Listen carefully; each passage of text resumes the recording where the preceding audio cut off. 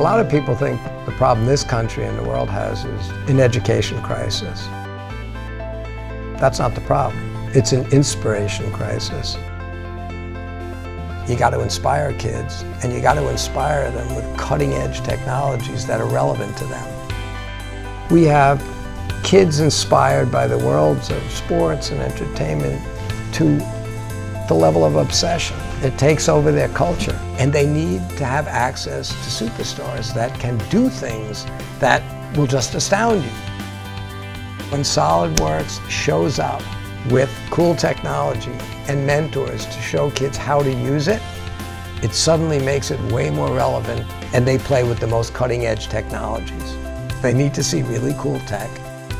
The software you guys make is pretty cool. When kids get to see world-class scientists and engineers using these powerful tools, it inspires them. We need to show them the technologies and the superstars and the capabilities of technology, and you guys are helping us do that. From nothing, First Global became a phenomenon. We had 193 countries with teams. Every one of these kids on every team has seen how much fun it is to understand science and technology.